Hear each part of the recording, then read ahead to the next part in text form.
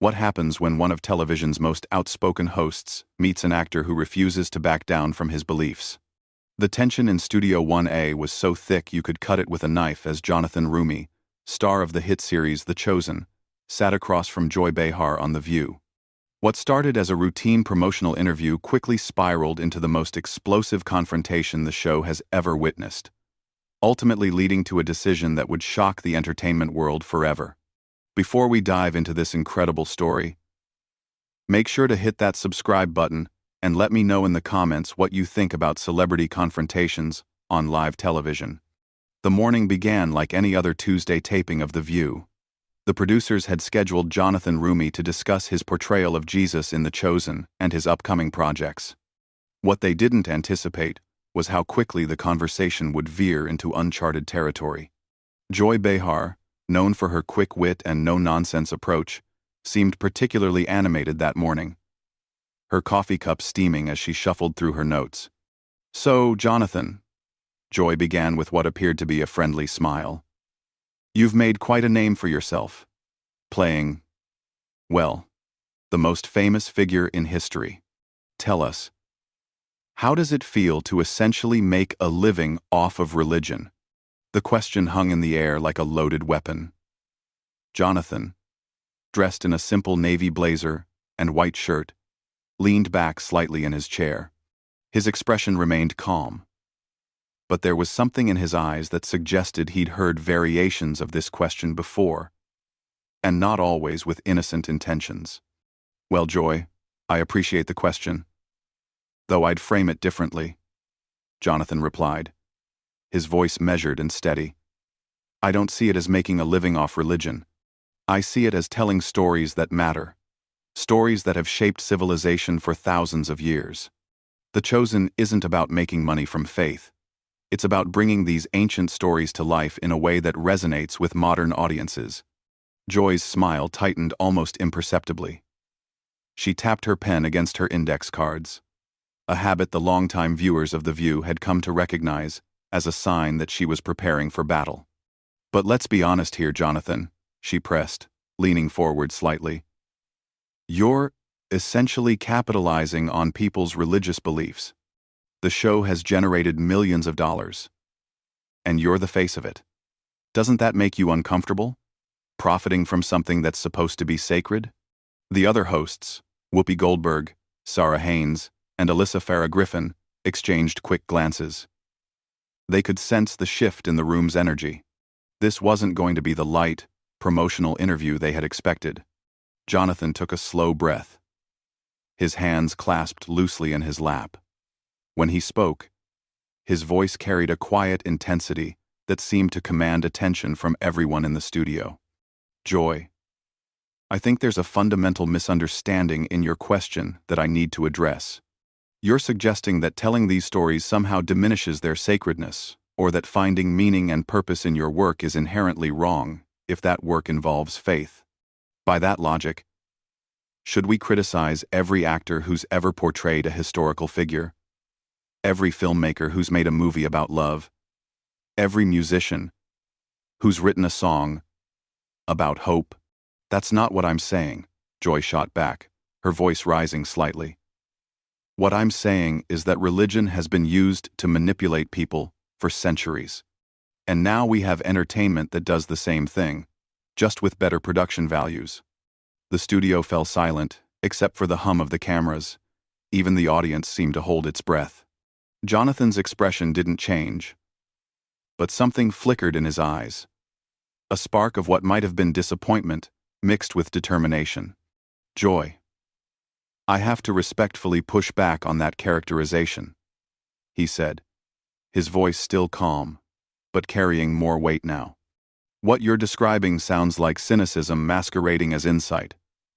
Yes, throughout history, some people have twisted faith for their own purposes. But that doesn't invalidate the genuine experiences of millions of people who find hope, community, and purpose through their beliefs." Joy waved her hand dismissively. "Oh, please, Jonathan. You can dress it up however you want. But at the end of the day, you're selling people a fantasy. And frankly, I think it's irresponsible in today's world to promote magical thinking. The tension in the room ratcheted up another notch. Whoopi shifted uncomfortably in her chair, clearly sensing that this conversation was heading somewhere none of them had anticipated. Sarah Haynes glanced nervously at the producers off camera, while Alyssa seemed transfixed by the unfolding drama. Jonathan leaned forward slightly, his composure still intact but his voice taking on a more pointed tone. Joy, I'm curious about something. You seem very passionate about dismissing the beliefs of others as fantasy or magical thinking. But isn't that exactly the kind of intolerance that you and this show often speak out against? When did it become acceptable to mock what brings meaning to people's lives, as long as it's religious meaning? Joy's eyes flashed. Don't you dare try to turn this around on me. I'm not mocking anyone. I'm asking legitimate questions about an industry that preys on people's vulnerabilities. An industry that preys on vulnerabilities? Jonathan repeated, his eyebrows rising slightly. Joy, with all due respect, we're sitting in a television studio where people make their living discussing politics, relationships, and social issues, often in ways designed to provoke emotional responses from viewers. If we're going to talk about industries that capitalize on human nature, perhaps we should examine the media landscape more broadly. The audience began to murmur, some clearly uncomfortable with the direction of the conversation. Joy's face was flushing slightly, and her grip on her pen had tightened visibly. You know what, Jonathan? I think you're being deliberately obtuse, she said, her voice sharp now.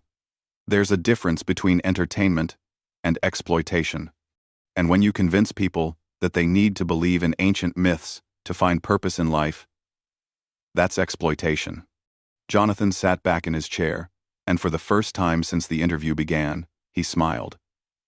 But it wasn't a warm smile. It was the kind of smile someone gives when they've just realized exactly who they're dealing with. Ancient myths, he repeated slowly. Joy, I want to make sure I understand your position clearly.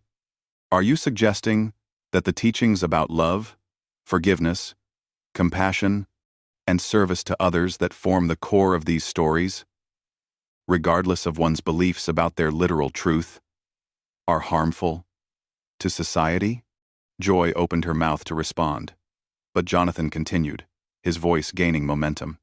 Because if that's your position, then I think we need to have a very different conversation about what kinds of messages you think entertainment should be promoting instead. Quote, the cameras captured every micro-expression as Joy's face went through a series of emotions, surprise, irritation, and something that looked dangerously close to rage. The other hosts sat frozen, unsure whether to intervene or let this train wreck continue to unfold. Don't lecture me about what messages entertainment should promote, Joy snapped, her professional composure finally beginning to crack.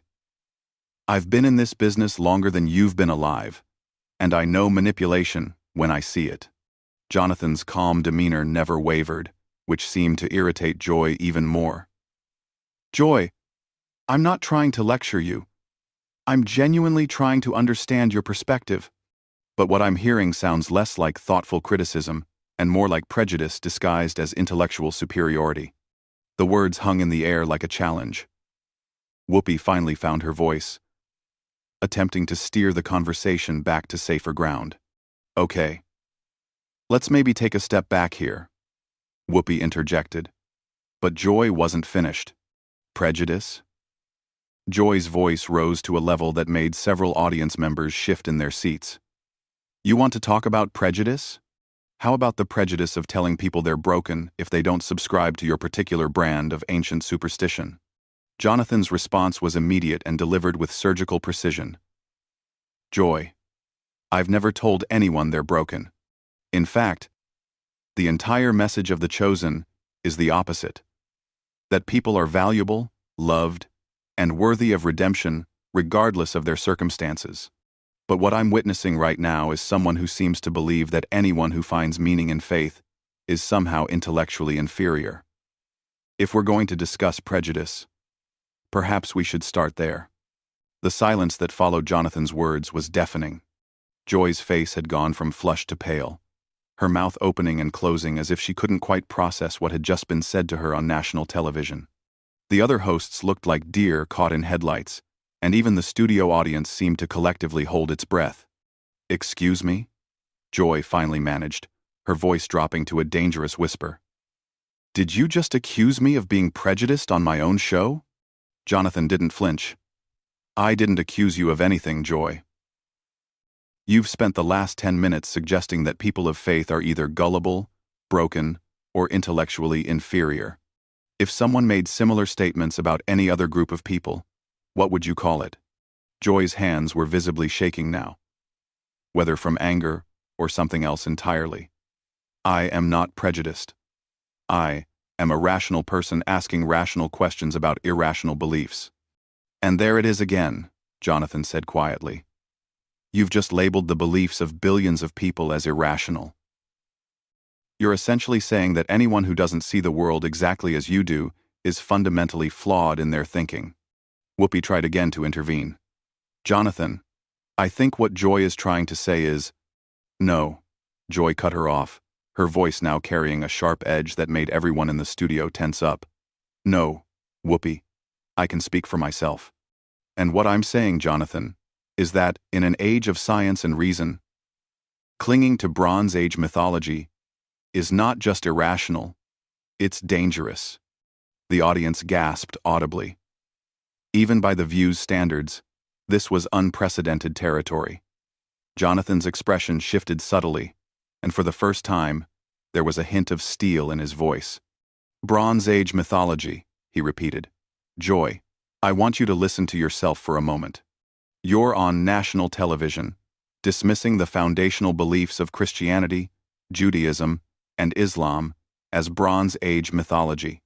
You're talking about belief systems that have inspired some of history's greatest works of art, literature, and music, that have motivated countless acts of charity and sacrifice, that have provided comfort to the dying and hope to the desperate."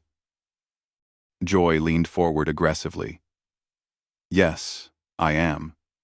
Because that same mythology has also justified wars, oppression, and hatred.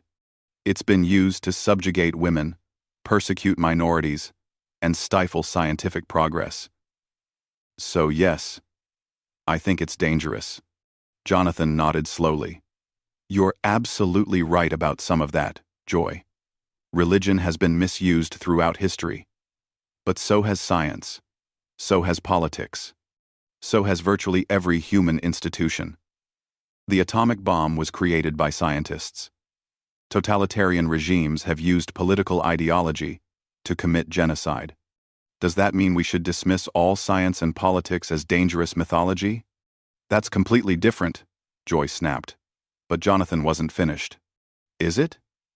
You're using the worst examples of religious abuse to condemn all religious belief, while ignoring the countless positive contributions faith has made to human civilization. That's not rational analysis, Joy. That's selective reasoning designed to support a predetermined conclusion." The other hosts were now openly staring at this intellectual cage match unfolding before them. Sarah Haynes looked like she wanted to disappear into her chair, while Alyssa seemed mesmerized by the verbal sparring. Joy's voice rose again. "You know what, Jonathan? I'm tired of people like you hiding behind intellectual arguments to defend the indefensible. Your show, your whole career, is built on selling people false hope." "False hope?" Jonathan's voice remained controlled, but there was an intensity building beneath the surface. "Joy, let me ask you something. What hope are you selling? What message does your worldview offer to someone who's struggling, someone who's lost, someone who's facing their own mortality?" Joy's response came without hesitation. "Reality. Truth. The courage to face life without fairy tales. And what does that reality look like, Joy? What truth are you offering? That life is meaningless? That suffering is pointless? That when we die, we simply cease to exist? That love is just chemical reactions and human connection is just evolutionary programming?" Joy's eyes were blazing now. "Yes, if that's what the evidence suggests. At least it's honest. Jonathan leaned back slightly. And when he spoke, his voice carried a note of something that sounded almost like sadness. Joy, do you realize what you just said? You're sitting here telling millions of viewers that honesty requires them to believe that their lives are ultimately meaningless, that their deepest experiences of love and connection are illusions, that their hopes for something beyond this existence are childish fantasies. I'm telling them the truth, Joy shot back. Whose truth? Jonathan asked. Your truth? Because last I checked, the questions of meaning, purpose, and what happens after death are still open questions that science hasn't definitively answered. You're not presenting facts, Joy. You're presenting your personal philosophy and claiming it's the only rational position. Joy's composure was completely gone now. Her voice cracked slightly as she responded, Don't you dare psychoanalyze me. I know exactly what I believe and why I believe it. I'm not psychoanalyzing you, Jonathan replied calmly. I'm pointing out that you're doing exactly what you accuse religious people of doing. You're taking a leap of faith in your own worldview and then claiming it's the only logical position. It's not a leap of faith, Joy practically shouted. It's based on evidence and reason. What evidence, Joy? What scientific study has proven that life has no ultimate meaning? What laboratory experiment has demonstrated that love is nothing more than brain chemistry? What peer-reviewed research has established that consciousness ends at death? The questions hung in the air like accusations. Joy opened her mouth to respond but seemed to struggle for words. For perhaps the first time in her television career, Joy Behar appeared to be genuinely speechless. Jonathan continued, his voice gentle but relentless. The truth is, Joy, you have faith in meaninglessness, the same way religious people have faith in meaning. The difference is that you've convinced yourself that your faith is somehow more intellectually honest. Whoopi made one final attempt to salvage the situation. I think we're all getting a little heated here. Maybe we should. Maybe we should. Maybe we should. No, Joy interrupted, her voice now carrying a tremor that suggested she was close to tears, or rage, or both. No, I want to finish this. Jonathan, let me tell you something. I have spent decades fighting against the kind of thinking you represent. I have watched religion destroy families, oppress women, and justify hatred. And I will not sit here and be lectured by some actor who makes money pretending to be Jesus. The words hit like a physical blow. The audience gasped, and even the camera operators seemed to shift uncomfortably. Jonathan's face remained composed, but something fundamental had changed in his demeanor. Joy, he said quietly, I want to make sure I understand what just happened here. Did you just reduce my entire career, my education, my life's work, and my personal convictions to making money pretending to be Jesus? Joy's face was flushed again, but this time it seemed less like anger and more like the realization that she had crossed a line she couldn't uncross. I didn't mean... No, I think you meant exactly what you said, Jonathan interrupted, his voice still calm but carrying an edge that hadn't been there before. And I think this conversation has revealed far more about your character than it has about mine. The studio fell into a silence so complete that the hum of the air conditioning seemed deafening. Joy's eyes were wide, and for the first time since the interview began, she seemed to realize that she had not just lost the argument, but had revealed something about herself that perhaps she hadn't intended to show to the world. Jonathan's words seemed to echo in the stunned silence, and Joy's face went through a kaleidoscope of emotions. Shame, defiance, anger, and something that looked disturbingly like panic. Her hands were gripping the edge of the table so tightly her knuckles had gone white. How dare you, she whispered, her voice barely audible but somehow more menacing than when she had been shouting. How dare you sit there and judge my character? Jonathan's response was immediate and unflinching. Joy, I'm not judging your character. I'm responding to your actions. You just spent 20 minutes attacking the beliefs of billions of people, questioning my integrity, and then dismissing my life's work as pretending to be Jesus for money.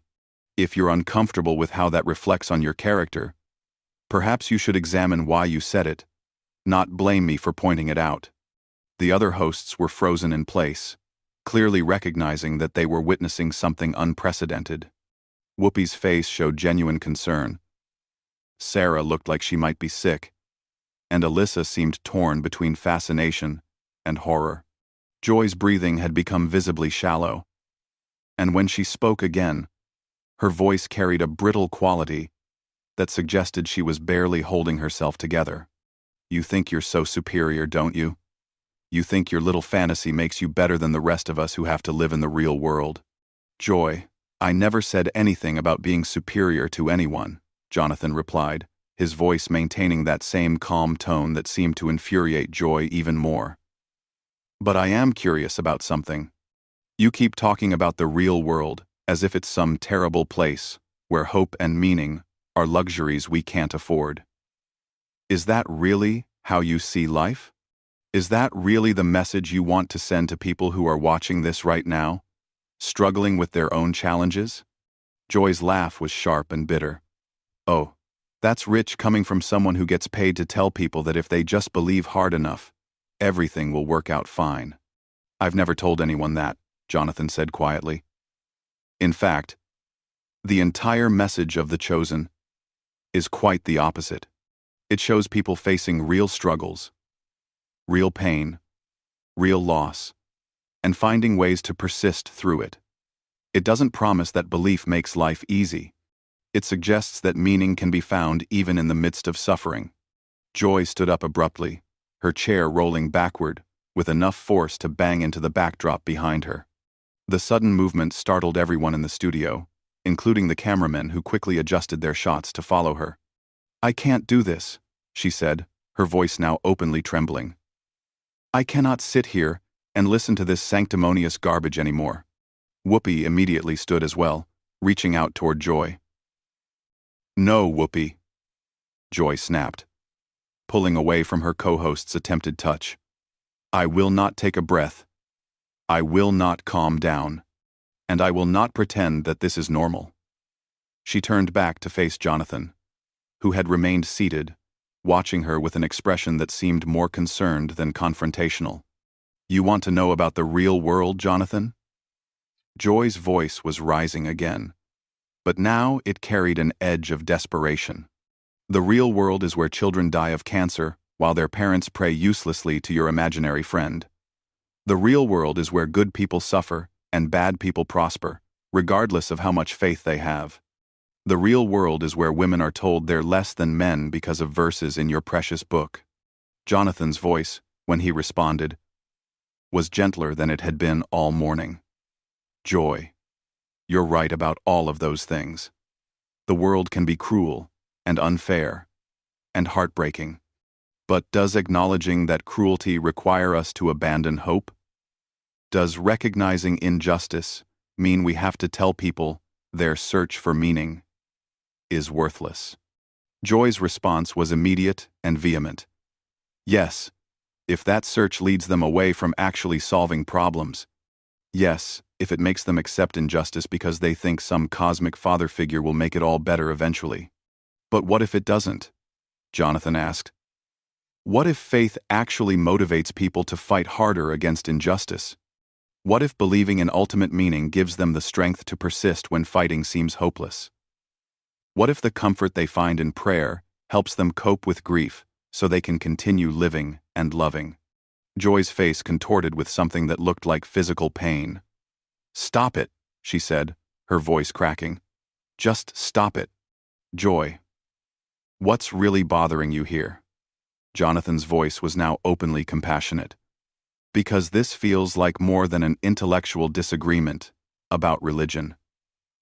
The question seemed to break something inside Joy. Tears began streaming down her face, and her voice became a mixture of rage and anguish. What's bothering me is that I have spent my entire career fighting against the kind of magical thinking that keeps people from taking responsibility for their own lives and their own world. And now I have to sit here and watch millions of people eat it up because it comes wrapped in beautiful cinematography and good acting.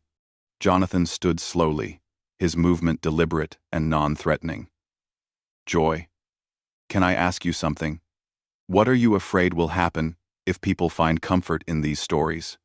The question seemed to hit Joy like a physical blow.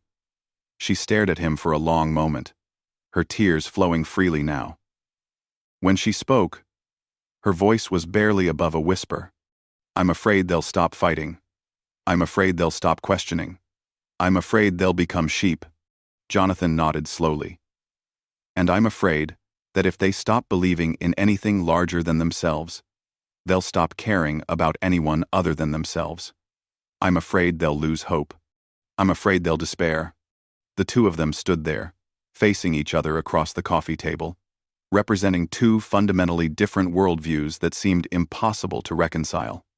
The silence stretched on until Joy suddenly turned toward the cameras. "I can't do this anymore," she announced, her voice now steady despite her tears. "I cannot continue to be part of a show that gives a platform to this kind of thinking. I cannot pretend that all viewpoints are equally valid when some of them are actively harmful to human progress." Whoopi stepped forward urgently. "Joy, let's talk about this off camera." Joy shook her head firmly. "No, Whoopi. This needs to be said publicly. I am resigning from The View, effective immediately. I will not be complicit in spreading the kind of dangerous nonsense that keeps humanity trapped in the dark ages." The studio erupted. Audience members were gasping and murmuring. The other hosts were trying to speak over each other, and the producers off camera were clearly in panic mode. But Jonathan remained perfectly still, watching Joy with what appeared to be genuine sadness. "Joy," he said quietly, somehow cutting through all the chaos with just the tone of his voice. "I'm sorry it came to this. I truly hope you find peace." Joy looked at him one final time, her face a mixture of defiance and devastation. "Keep your peace, Jonathan. I'll take truth over comfort any day." And with that, she walked off the set, leaving behind one of the most shocking moments in daytime television history. As the cameras continued to roll, capturing the stunned faces of the remaining hosts and the bewildered audience, Jonathan sat back down, folded his hands in his lap, and waited quietly for whatever would happen next. That's the incredible story of how a routine promotional interview became the catalyst for one of the most dramatic exits in television history. What do you think about Joy's decision to quit rather than continue the conversation? Was she right to take such a dramatic stand? Or did she let her emotions get the better of her? Let me know your thoughts in the comments below. And don't forget to subscribe for more incredible stories like this one.